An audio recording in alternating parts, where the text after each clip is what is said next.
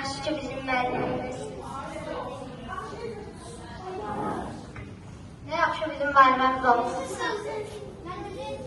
Siz bize yazmalı, her şeyi öğretirsiniz. Canım müəllimim.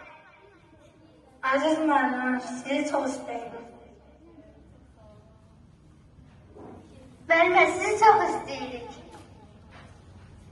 Ben de sizinle 2 ilde olsam da sizi çok severim. Biz müəllimimizsiniz. Benim canım müəllimim, sizin kimi ben gözəl məmmə görməmişdim.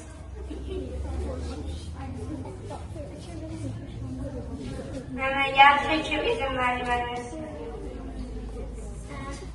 Ne yaxşı ki müəllimimiz.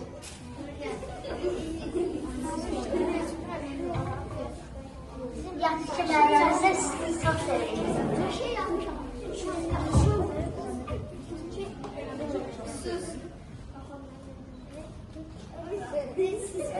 Sizi çok sevirik. Aziz müəllimim, nə yaxşı ki müəllimimiz. Sizin için müəllimlər dünyada.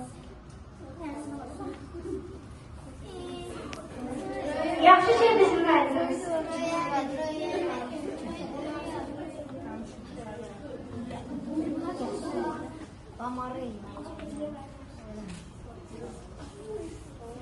Sizin için müəllimə sahib olduğunuz için çok şanslıyım.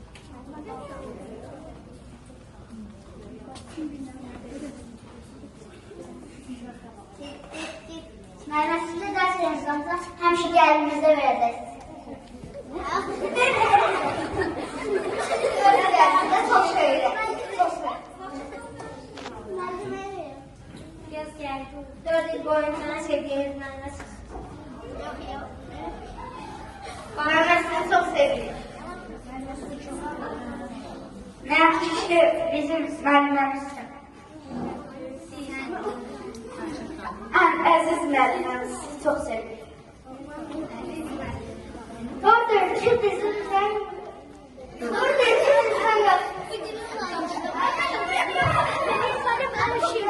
Eziz müəllimim, mən sizi çox istəyirəm. Yaxşı ki varsınız.